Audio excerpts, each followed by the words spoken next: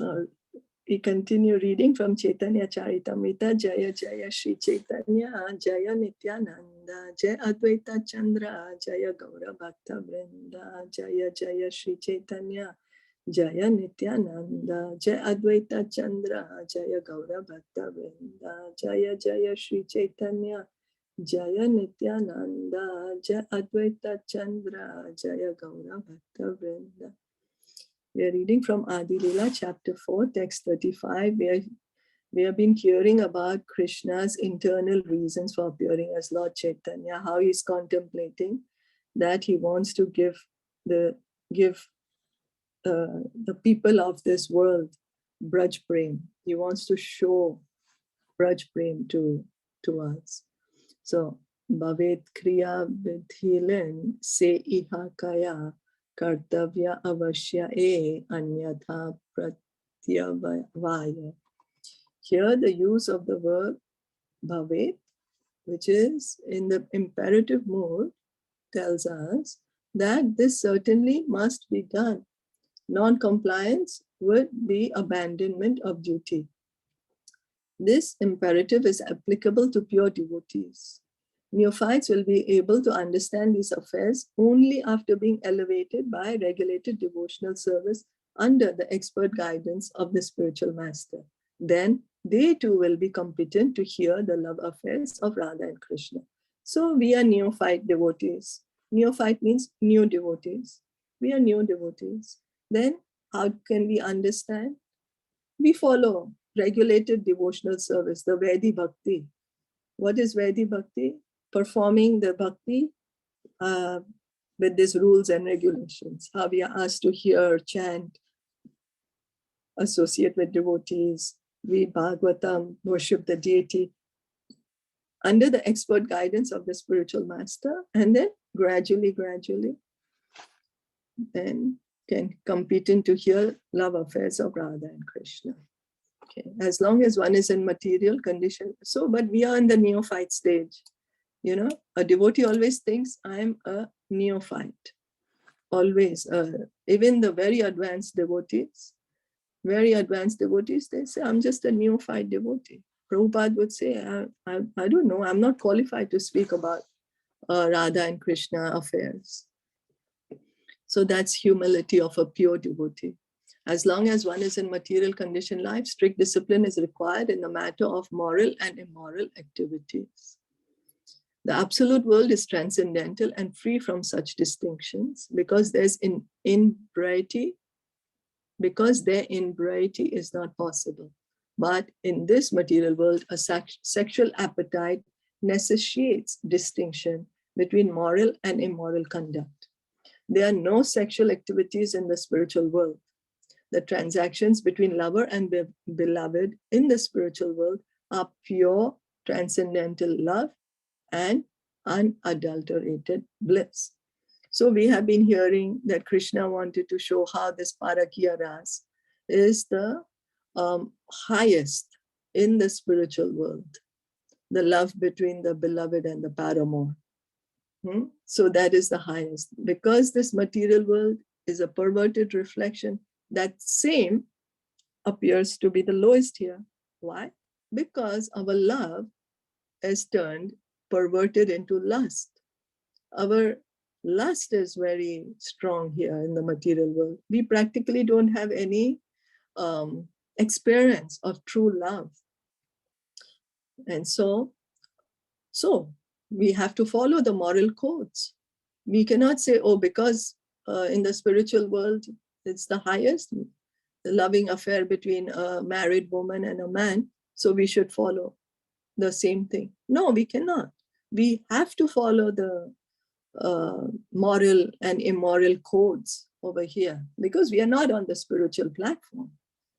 So one who has not been attracted by the transcendental beauty of Ras will certainly be dragged down into material attraction.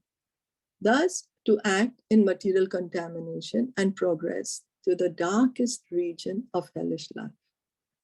But by understanding the conjugal love of Radha and Krishna, one is freed from the grip of attraction to material so-called love between man and woman. So in the spiritual world, there is no sexual relation. It is pure love.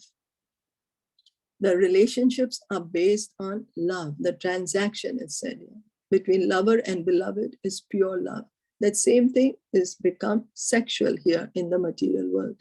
Now, by understanding the pure love of Radha and Krishna, our lust can be reduced. We can give up that. We can free from the grip of attraction to material, so-called love between man and woman. It's a grip. You know how you hold something like a tight grip is there. Similarly, one who understands the pure parental love of Nanda and Yashoda for Krishna will be saved from being dragged into material paternal affection. If one accepts Krishna as the supreme friend, the attraction of material friendship will be finished for him, and he will not be dismayed by so-called friendship with mundane wranglers. If he is attracted by servitorship to Krishna, he will no longer have to serve the material body in degraded status of material existence with the false hope of becoming master in the future. So here now all the ras are explained. By understanding love between Radha and Krishna, we can give up. We can be freed, is freed from the grip of the love between man and woman. Then if we can try to understand the pure love of Nanda Maharaj and Yashoda Mai and Krishna, the loving relationship, then what, because we as parents, we have an attachment to our children, you know, we say they are mine, they belong to me. So we have this parental affection. But what is said, if we try to understand Krishna's love, Nanda Maharaj and Yashoda Maharani's love, then we will be saved from being dragged into material paternal affection. So what does it mean? Are they trying to say that, oh, just give up all your relationships here in the material world? Because we see, oh, we are either wife or husband, or we are father or son, or, you know, we have friendships. And what shall we do then? What shall we do? Is Krishna telling us that you try to understand me and then you're going to have no good relationships with your loved ones here in this material world? No, it does not mean that. It means the more we try to understand Krishna, the more we will be able to have a loving relationship with our children, with our friends, with our spouse, because then we are coming from a platform of love and not from a platform of lust, which is different. Then we are not coming from a platform of, I want to enjoy you, but then we are coming from a platform of, how may I serve you? And then the relationships become loving when it's based on that. When we are keeping Krishna in the center, because we are all living entities, we are all Krishnas. Even our children, our spouse, our parents, our friends, we are all living entities. We all have a relationship with Krishna. But yeah, of course, right now, because of this body, we have certain relationships with people. So yes, engage in loving relationships. Try to serve them as much as you can.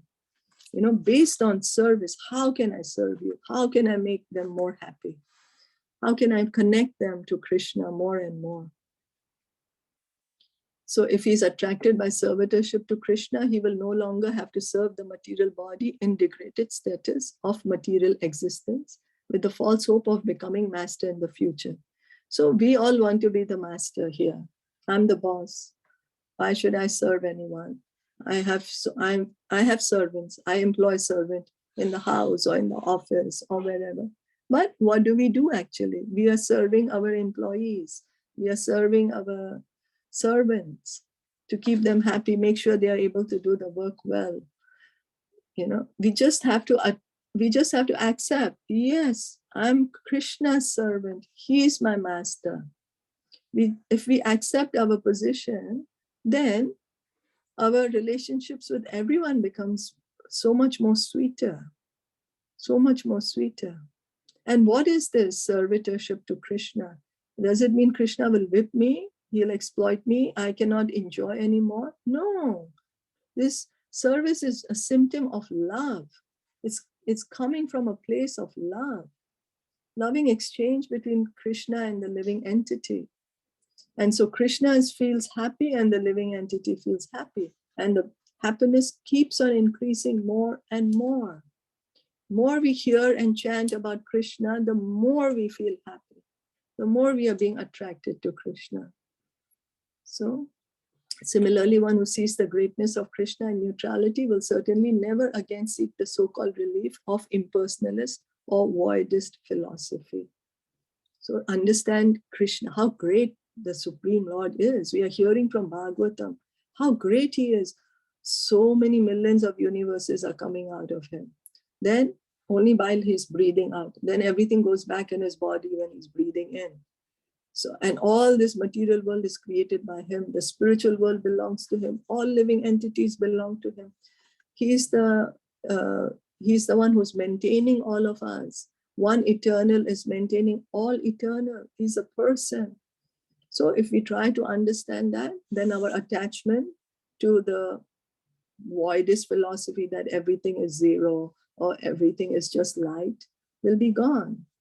If we get attracted to Krishna, that he is my master, I'm his servant, then we do not need to keep coming back to this material world. We can truly become the master in Krishna's service then. You know, here we think we are the master. We think I'm enjoying, I'm the boss. But are we truly? We need to introspect. How are we the master? We can't control a situation. Whatever comes, we just have to somehow make do with it. So if one is not attracted by the transcendental nature of Krishna, one is sure to be attracted to material enjoyment, thus to become implicated in the clinging network of virtuous and sinful activities, and to continue material existence by transmigrating from one material body to another. Only in Krishna consciousness can one achieve the highest perfection of life. So, at each moment we are making choice. What am I doing? What am I thinking of? What am I being attached to? What am I being attracted to? The more we try to hear about Krishna, how wonderful he is, try to understand his qualities, but because by hearing his pastimes, we can understand. Oh my God, he's such an amazing person. He's such a wonderful person. He's always thinking, what are my devotees? What do they want me to do? Let me do what they want me to do. They are in anxiety. Let me come and save them. Let me give them as much enjoyment as I can. Let me serve them. You know, these are his wonderful qualities. And where is it coming from? Because he loves us so much. He loves us so much. So the more we try to understand Krishna, his qualities, then to that degree, our attraction to this material world will be lessened. It will be lessened. And then our, when our attachment and attraction to this material world is lessened, then our time in this material world will be lessened. Otherwise, we are transmigrating from one body to another, one body to another. Sometimes as animals, sometimes as man, sometimes as demigod, Lord Brahma, sometimes as a tree. And all the time we are thinking we are enjoying. We are thinking we are happy. Whereas true happiness is only in connection with Krishna. And so only in Krishna consciousness can one achieve the highest perfection of life. But why is that? Why only in Krishna consciousness can achieve the highest perfection of life? Let me try to see, maybe there's another way. Maybe I'm not being told of something. Why should I believe this? Why should I hear this? Well, we can try. We heard in Isopanisad. If we want, we can go make an experiment. But till the time we have this body, our experiment will not be finished. And we are not going to be getting the true answer. So rather hear from the Vedas, who's the mother. So to ask the identity of the father, we ask the mother, who's my father?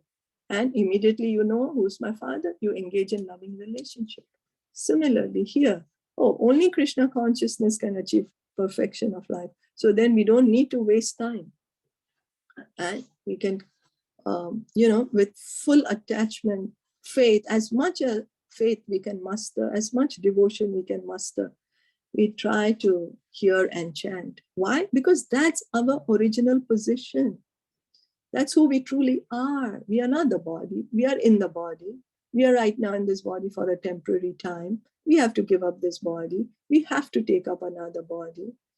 So let's try to take a spiritual body, which is our original position. So that's why only in Krishna consciousness can one achieve the highest perfection of life. This is the only way. That's why it said, there is no other way, no other way, no other way. Only by chanting the holy name. Is that okay?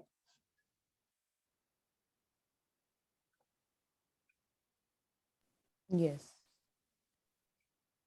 But this Any is so comments? beautiful. Yeah, this is so beautiful that, like, if we pray and serve more, then more our attraction to that degree will be less. Yeah. Yeah. Because we are attracted now. We are attached. Just depends who we want to be attached and attracted to. The choice is ours, of course. Krishna does not force us. Krishna never forces, but he makes arrangements for us. He makes arrangement for us to make the choice. That's why he comes personally, shows his wonderful, wonderful pastimes, keeps sending his devotees to speak about him. He left behind Bhagavad Gita, Bhagavatam. So he's given us ample choice. Just choice is ours. What do we want to do? Yeah. So the more we hear and chant, more we will understand Krishna's position, our position. And the more we will understand that he's so loving. Bhakti is a process of falling in love with Krishna, because he loves us a lot and we have forgotten him. So it's a loving affair based on love.